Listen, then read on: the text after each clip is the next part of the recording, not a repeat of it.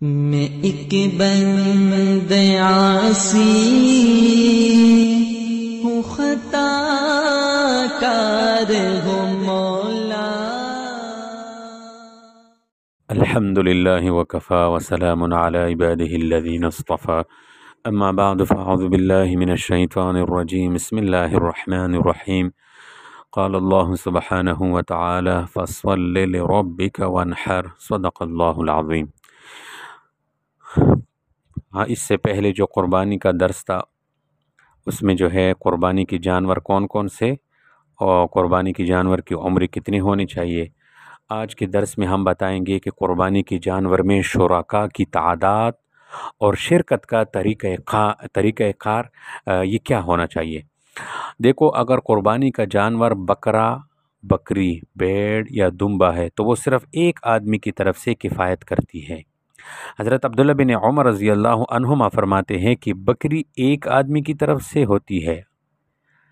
اگر قربانی کا جانور پھر اونٹ، گائے یا بھینس ہے تو اس میں 7 آدمی شریک ہو سکتے ہیں۔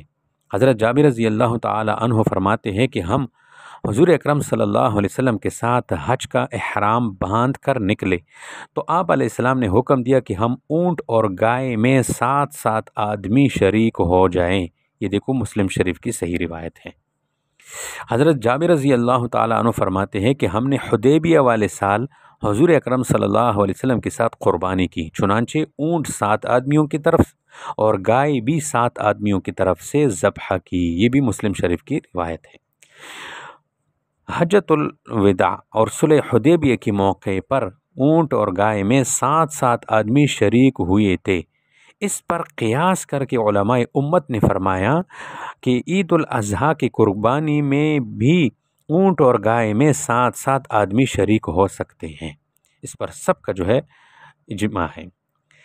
اب قربانی کے بڑے جانور مثلا گائے، بیل، بھینس، اونٹ میں 1 سے لے کر 7 تک حصے کیے جا سکتے ہیں، لیکن 7 سے زیادہ حصے کرنا جائز نہیں ہے۔ لہٰذا اگر بڑے جانور میں شرکاء 7 سے کم ہو، یعنی 4 یا 5 ہو تو کوئی حرج نہیں، چاہے تو 5 برابر حصوں میں تقسیم کر دے اور چاہے تو بعض شرکاء کے حصے بڑھا کر 7 حصے مقرر کر لے، دونوں صورتیں جائز ہے۔ لیکن کسی شریک کا حصہ 7ویں حصے سے کم رکھنا یہ جائز نہیں ہے، ورنہ قربانی درست نہیں ہوگی۔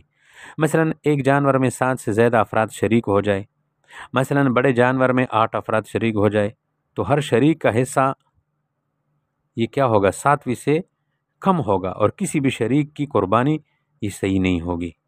ایک صورت یہ بھی ہے کہ حصہ دار تو 7 ہے یا 7 سے کم ہے، لیکن کوئی ایک شریک گائے کے 7ویں حصے سے کم یعنی آدھا یا تہائی وغیرہ حصہ لے تب بھی قربانی درست نہیں ہوگی، حصہ پورا کا پورا جو ہے ڈالے گا۔ یہ ایک مسئلہ ہوا شرکاء کے لیے۔ شرکاء کے متعلق دوسرا مسئلہ یہ ہے کہ ہر شریک کا مال یہ حلال ہو۔ اجتماعی قربانی کے درست ہونے کے لیے یہ بھی ضروری ہے کہ ہر حصہ دار کی رقم شرعاً حلال ہو۔ اگر بڑے جانور میں بینک یا انشورنس کا ملازم یا کوئی بھی ایسا شخص شریک ہو کہ جس کی کل یا اکثر آمدنی حرام ہے اور قربانی کے حصے میں دی جانے والی رقم اسی مال میں سے ہو تو اس کی شرکت سے دوسری شرکاء کی قربانی بھی صحیح نہیں ہوگی۔ اسی طرح سود خور کے ساتھ بھی قربانی میں شریک نہیں ہونا چاہیے۔ یہ مسئلہ بھی سمجھ آیا ہوگا۔ اگلا، قربانی تک ہر شریک زندہ ہو۔ کئی شریک ہونے کی صورت میں قربانی درست قرار پانے کے لیے یہ بھی ضروری ہے کہ جانور ذبح ہونے تک ہر شریک زندہ باحیات ہو یا اس کے انتقال کی صورت میں تمام وارث بالغ اور رضامند ہو۔ مطلب یہ ہے کہ اگر کوئی مالدار شخص جس پر قربانی واجب ہو بڑے جانور میں شریک تھا اور قربانی ذبح ہونے سے پہلے وہ اس کا انتقال ہو گیا تو دوسرا کوئی شخص اس کے حصے کو اس کے ورثاء سے خرید کر قربانی کر سکتا ہے، جبکہ تمام ورثاء بالغ اور رضامند ہو۔ اس صورت میں تمام شریکوں کی قربانی درست قرار پائے گی۔ لیکن اگر شریک صاحب نصاب نہیں تھا اور اس نے کسی بڑے جانور میں حصہ لیا اور جانور ذبح ہونے سے قبل وہ انتقال کر گیا تو اس میں تفصیل ہے کہ اگر قربانی کے دنوں سے قبل جانور خرید لیا گیا تھا تو کوئی دوسرا شخص مرحوم کے حصے کو اس کے شرکاء سے خرید کر شریک ہو سکتا ہے، جبکہ وہ تمام جو وارثین ہے وہ بالغ اور رضامند ہو۔ اس صورت میں بھی تمام شریکوں کی قربانی ادا ہو جائے گی۔ لیکن اگر جانور قربانی کے دنوں میں خریدا گیا تھا، قربانی کے دن، تو فوت شدہ شریک کے حصے کو اس کے ورثاء سے خرید کر پھر شریک ہونا درست نہیں ہے، بلکہ ورثاء پر لازم ہے کہ میت کی طرف سے قربانی کرے۔ تاہم اگر ورثاء سے مرحوم کا حصہ خرید ہی لیا گیا تو پھر بھی قربانی درست ہو جائے گی، اس میں کوئی ایسی بات نہیں ہے۔ اگلا مسئلہ اس کے متعلق کہ بلا اجازت کسی کی طرف سے شریک یعنی شرکت کرنا، اگر دوسری کی طرف سے تبرعاً تطوعاً بغیر اجازت کے قربانی کی جائے تو مطلقاً درست ہے، خواہ اس کی طرف سے قربانی کی عادت ہو یا نہ ہو، اور اس کو عادت کی اطلاع ہو یا نہ ہو، کیونکہ تبرعاً عن الغیر، اس میں قربانی جو ہے ذبح کرنے کی ملک پر ہوگی، دوسرے شخص کو محض ثواب پہنچتا ہے، قربانی اس کی ملک پر نہیں ہوتی۔ مثلا کوئی کسی کی طرف سے قربانی کرتے ہیں، نانی فوت ہو گئی، دادی فوت ہو گئی، اس کی طرف سے قربانی کرتا ہے، لیکن ایک شخص کسی کی طرف سے بغیر اس کے امر کے واجب قربانی کر دیتا ہے، جیسے بیٹا دبئی میں ہے اور باپ ادھر ہے، تو مالدار بیٹے کو یہ اطلاع کرنا صحیح ہے، تو اس کے ذمے سے یہ پھر واجب ادا نہیں ہوگا اگر اس کی اجازت کے بغیر اس طرح قربانی کر لی۔ اور اگر کسی بڑے جانور کی قربانی میں حصہ اس کی طرف سے دیتا ہے تو کہ گوشت دے کر پیسے وصول کرے گا، تو یہ در حقیقت اس کی طرف سے قربانی نہیں ہوگی، بلکہ اس کے ساتھ گوشت کی بیع ہوگی، جس سے دوسرے شرکاء کی قربانی بھی خراب ہو جائے گی۔ تو یہ مسئلہ بھی سمجھ آیا ہوگا کہ آپ کا مثلاً بیٹا ہے، اس پر قربانی واجب ہے، اور آپ اس کی طرف سے یہاں پاکستان میں حصہ ڈال رہے ہو، تو آپ پر لازم ہے کہ اس کو اطلاع کر دو۔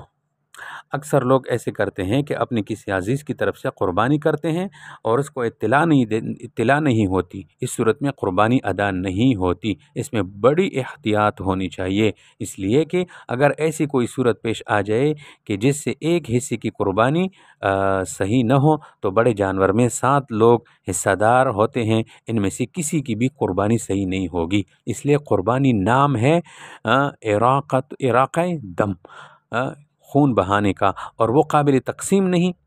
جیسے ایک کنواں مشترک ہو اور ایک شریک کہے کہ ہم تو اپنے کنویں میں پیشاب کریں گے، ظاہر ہے کہ ایسا کرنے سے سارا ہی کنواں ناپاک ہو جائے گا، تو یہ مسئلہ بھی خصوصی طور پر یاد رکھا جائے۔ اگلا جو ہے وہ قربت اور ثواب کی نیت۔ قربانی کے لیے یہ ضروری ہے کہ ہر ایک شریک کی نیت جو ہے وہ قربت اور ثواب کی ہو، یعنی اگر کوئی شخص محض گوشت کھانے یا فروخت کرنے کی نیت سے بڑے جانور کی قربانی میں شریک ہو گیا اور اس کی نیت ثواب اور قربت کی نہ تھی، تو اس کے ساتھ کسی بھی شریک کی قربانی درست نہیں ہوگی۔ علماء نے لکھا ہے کہ اگر 7 آدمیوں نے مل کر ایک جانور خریدا، پھر معلوم ہوا کہ ایک کی نیت گوشت فروخت کرنے کی ہے، کیونکہ وہ گوشت فروخت کرنے کا پیشہ کرتا ہے، قصاب ہے، تو اس کا حصہ کوئی اور قربانی کرنے والا خرید لے، اس کے بعد قربانی کی جائے، ورنہ سب کی قربانی خراب ہو جائے گی، کسی کی بھی درست نہیں ہوگی۔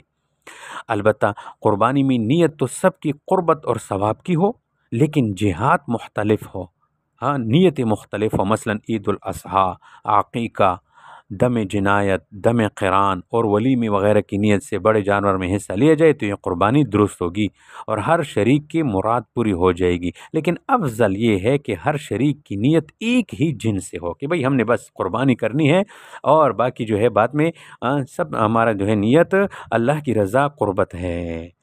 اچھا، ایک اور مسئلہ بھی ہے کہ کسی نے قربانی کے لیے گائے خریدی اور خریدتے وقت یہ نیت تھی کہ دوسرے لوگوں کو بھی اس میں شریک کر لیں گے، اور بعد میں دوسروں کا حصہ رکھ لیا تو یہ درست ہے۔ لیکن اگر گائے خریدتے وقت دوسرے لوگوں کو شریک کرنے کی نیت نہیں تھی، بلکہ پورے گائے اپنی طرف سے قربانی کرنے کی نیت تھی، مگر اب دوسروں کو بھی شریک کرنا چاہتا ہے، تو اب یہ دیکھیں گے کہ آیا اس شخص کے ذمہ قربانی واجب ہے یا نہیں۔ اگر واجب ہے تو دوسروں کو بھی شریک کر سکتا ہے مگر بہتر نہیں، اور اگر اس کے ذمہ قربانی واجب نہیں ہے تو دوسروں کو بھی شریک کرنا پھر درست نہیں ہے۔ تو یہ شرکت قربانی میں قربانی کے جانور میں شرکاء کے بارے میں جو مسائل تھے وہ بتا دیے گئے۔ انشاءاللہ اگلے درس میں بتائیں گے کہ جانور کے وہ عیوب جن کی وجہ سے قربانی ناجائز ہو جاتی ہے اور جن کی وجہ سے جائز ہے، پھر وہ بتائیں گے انشاءاللہ تعالی۔ وآخر دعوانا ان الحمد للہ رب العالمین۔